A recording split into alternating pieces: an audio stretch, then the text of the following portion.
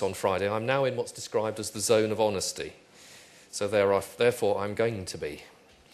The title of this is probably the wrong title, actually, Preserving the Core Values of Policing, because I think from what Michael's just said, and I agree with virtually everything he said, that actually this isn't a moment for sitting down with a mindset which is about preserving things. This is a moment for really rethinking it. And just to give you a kind of context of a context for that, I've got a very good friend, Tony Batts, who's the chief in Oaklands, California. Oaklands has one of the highest homicide rates in the United States. He has just had to find, as a relatively new chief, a 30% cut in his frontline staff. Given that homicide is his challenge, and an awful lot of people shoot each other in Oaklands, he's announced to his citizens that they're welcome to report burglary, but they should do so online, and they certainly won't be expecting anyone to visit. Broadly speaking, because he's got no other alternative. He has had to radically rethink his services. He's also had, of course, to do so in very close consultation with his mayor and his community. When you try and provide that sort of example to colleagues, the phrase that Michael used about people being in shock is certainly the sort of place you go. Now, whether that's quite the level of fiscal change that's coming in the British Police Service or not, it's certainly a change that I've not seen in my career lifetime. A steady, on the whole, steady inflation-based rise, some might argue slightly more than inflation-based rise in policing budgets, has been a strong feature, and it's kind of wired into the blood as far as most police leaders in the UK are concerned. We've done better, I think, than most public services across the 30 years that I've been in the police service. Better in terms of the amount of money invested, not perhaps better in terms of the way we've used it over time. Having been confronted with the kind of full realities of the scale of the budgetary change, and in particular having to take the advance hit on that, and for those that didn't notice, because my agency is that fiscal pariah, a quango, we took a £30 million additional in-year cut this year, which, if you just read the budget as being a total envelope of around about £500 million, £30 million doesn't sound like that much in year. It sounds pretty frightful, but it doesn't sound like that much. When you subtract from that 500 million, the 237 million that we're spending on airwave alone this year, and the 100 million that we spend on databases, and you consider that we'd actually already had to find a £24 million cash saving to be able to balance the books before the 30 million came out, now I think you can see the scale of the challenge that we've had to achieve in year. It is a pretty catastrophic change, and I think most private businesses would find that pretty catastrophic.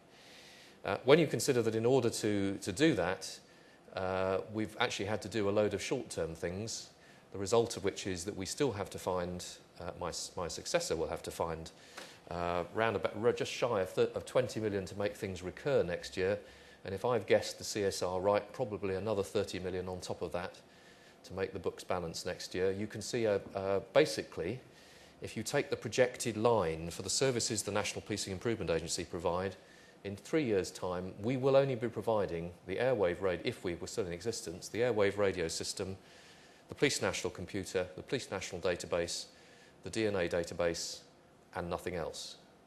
Everything else, police leadership, police training, a whole range of national support infrastructure functions, huge number of services around developing forensic science, the entire swathe of work that defines how we develop police ICT, all gone. There is no money, no funding, nothing to support it, as currently projected. Now, that kind of makes you, when you've seen the graph, and it was kind of an entertaining moment to actually present the graph to the board and to some of my disbelieving colleagues, when you've actually presented the graph that shows that kind of fiscal decline, then you have to say it's not about preserving values, it's about fundamentally rethinking how you do your business, how you will actually structure it and what you do, because there's no other way to proceed. Having worked that out, and indeed having worked it out quite some time before the election, was then confronted with, well, wait a minute, if there is no money to support leadership, what are we going to do? How are we going to do it? And as a result of my somewhat blunt explanation of this, I got the task of working it out. So over my last 4 months before I retire from the agency and go and do research at Cambridge, I've got the task of working out how to take forward the leadership strategy for the police service with a distinctly diminished amount of money, and how to take forward training across the police service with a distinctly diminished amount of money, and do so in a way that is costed and adds up.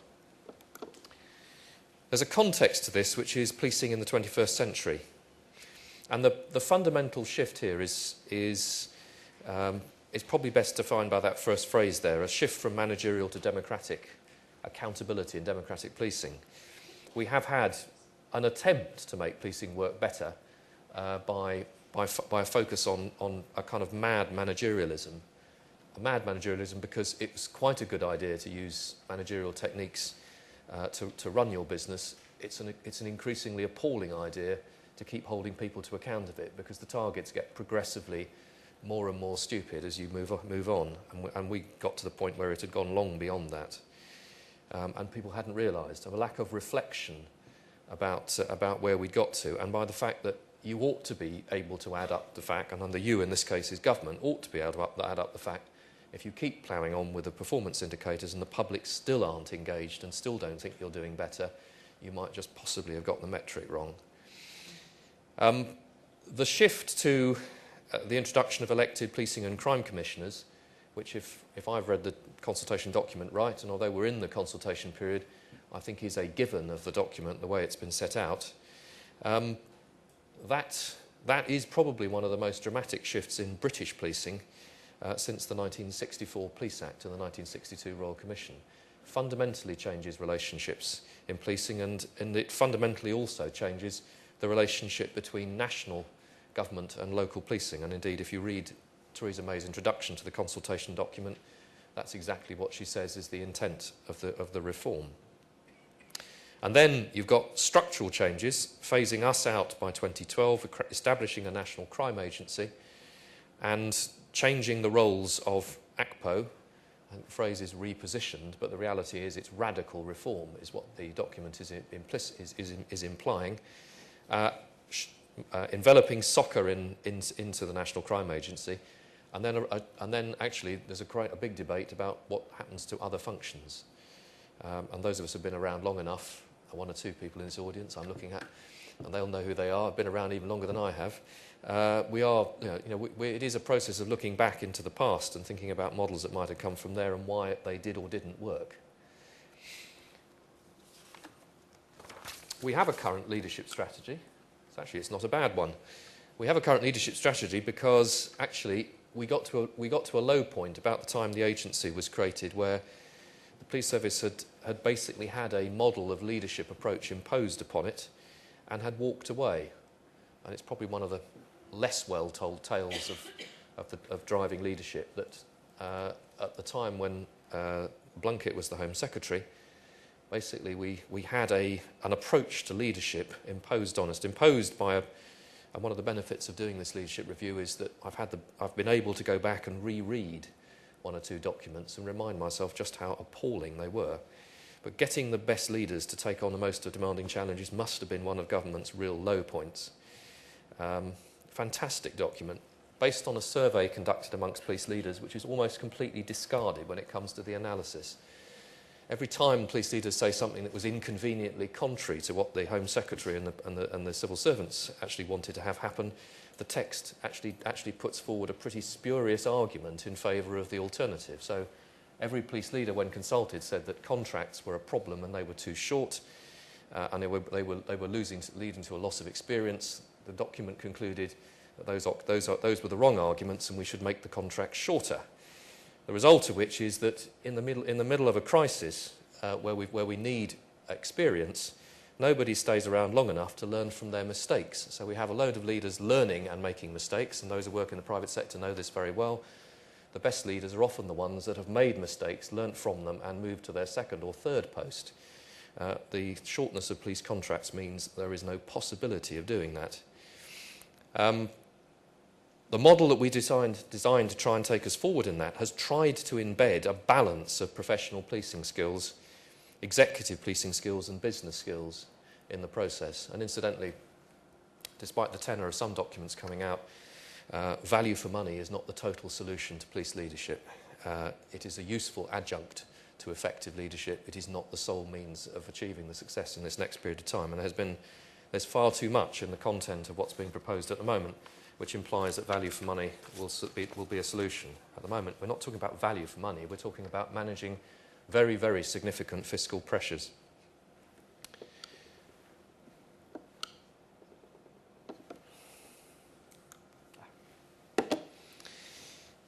In terms of my terms of reference, there's one bit missing out of this, and which I'll come to in a sec, but I broadly summarise them here, which is to work across. It says work across the tripartite. Interesting concept here. I'm not actually working across the existing tripartite because the document assumes that police authorities won't exist. So I'm working across a potential future tripartite, if such would exist in a new venture. Sorry, APA, but I'm afraid you're gone in this model.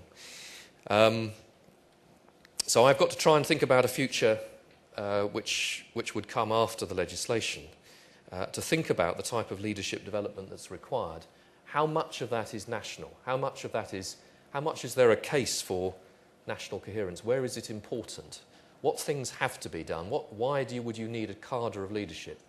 And to do so actually has been incredibly important to look across the world. And I've already had some careful conversations with colleagues in America. Why would they think national coherence? Because they do, that national coherence is important. And the answer is because actually crime is a national issue in many respects, and to be incoherent nationally is to be ineffective locally. Seeking to identify a career-through set of assessment processes, I deliberately asked, for example, for the existing promotion processes to be included. And one of the first things that I've asked to have done is a rapid evidence review of the history of why we got here, starting with 1922, which was when police promotion examinations were created by the Desborough Committee, after the police strike of 1919, and you can tell my first degree was history. Because I think this is a moment to be very careful and reflective and make sure that we don't make mistakes again and learn from the lessons of the past. But the one thing that I've not included there is that the bottom line of my terms of reference says, and deal with the fiscal deficit. Not the whole one. I'm not being asked to do the whole lot and say that, I believe, is down to a guy called Osborne. In terms of how to take this forward, having revisited the last three documents, the one thing that's absent in there is actually a strong reference point of evidence. There's a great deal of assertion. There's a fantastic statement in Getting the Best Leaders in which suddenly the police service is exhorted to adopt transformational leadership. No evidence is advanced for doing that. It was actually an extraordinary thing to do when you consider that the task that was set the police service was fundamentally transactional and managerial. And then we bounced off to do transformational leadership. Unsurprisingly, police leaders have wandered around in a mist and fog of misconception based on some pretty poor evidence about what work. And certainly what we must not bounce into in this next period of time is yet another management fad. We haven't got time for management fads, and we don't have time for sort of exciting exhortatory addresses either. So where do you start? And where do I think we should start? I mean, I think it's critical not just to start with the evidence, but to start with some guiding principles. These are guiding principles that are not just drawn out of my imagination. They're actually ones that I've been working on with colleagues from the States and from Australia, looking at how policing is developing worldwide and looking at the evidence base that underpins policing. So first of all, accountability. Most clearly critical in the model that's being proposed for the police service in England and Wales, because the shift to accountability is the most obvious feature of the changes within the consultation document. But accountability is important for a whole variety of reasons, and in particular because of number two, the increasing evidence base that legitimacy is the golden thread that glues effective and efficient policing to public engagement and confidence. Number three, evidence-based, and Michael is so right about the fact the police service on the whole doesn't understand the importance of evidence, and in particular about crime reduction. We don't even include it in our educational curriculum. unless it's because, as over the last 3 or 4 years, the MPIA has been funding the Cambridge Executive Programme. It is bizarre that in a profession which is about reducing crime, the one piece that is not part of our professional education is reducing crime. We need to be nationally coherent, and we need to make sure that we define the right places. Nationally coherent doesn't mean that every single course, programme, piece of leadership development needs to be done in exactly the same way in every part of the country, but it does mean there has to be a common heart, and in particular in relationship to those practices and processes and professional knowledge bases that need to be joined up, such as things like dealing with serious and organised crime. And number 5 is capability. I'll kind of work on the words here, but in particular to be cost effective, to really understand what cost effectiveness in policing is about. It's not simply about the cost piece, it's also about making sure that what you do actually has a clearly defined evidence-based effect. Seems to me this is quite a good day to give us, given that we're on the date of the anniversary of the London Blitz, it's quite a good day to reflect back on 1 or 2 lessons from 1940. Again, you'll see the historian in me. One of the things about the French army in 1940 is it prepared for a war that didn't happen. It reflected on the First World War, and in order to prevent the First World War happening again, it built a line of concrete bunkers, rather oddly deciding that Belgium was a safe place to leave to defend itself. It then didn't spot that the Germans had actually gone through the Ardennes forest in the First World War and crossed the Meuse at a particular point near Sedan. So the one place they didn't place a blockhouse was on the crossing that the Germans had used in 1914. It was slightly unfortunate that the same commander crossed at the same bridge in 1940, but there we go. History can happen twice. In particular, they had leaders who were old and tired, who were fighting the previous war. They were bureaucratic, they were risk-averse, and they were over-formal. They also fought the campaign with the most extraordinary committee structure, to the extent that Beaverbrook, who was Churchill's air minister for supply, commented that committees are a pretty poor way of making war. Now, we have some quite similar structures and quite similar approaches. If we were to fight this particular fiscal crisis using the weapons we had now, we would be doing what the French army did. We have the most appalling governance. We've got more committees than you can shake a stick at. They all think they're leading on leadership and training. It is virtually impossible to make progress. We've spent 10 years not reforming the police promotion system. We now have 2 running in parallel, which I have to say is a source of some frustration and considerable cost. This is a moment for some pretty radical thinking, and if I can get the support of the 3 principal bodies in policing, ACPO, who are charged with actually taking on the role of a professional body, the Superintendents Association who are here, and the Federation, then I think we have a chance to make some quite decent progress very quickly.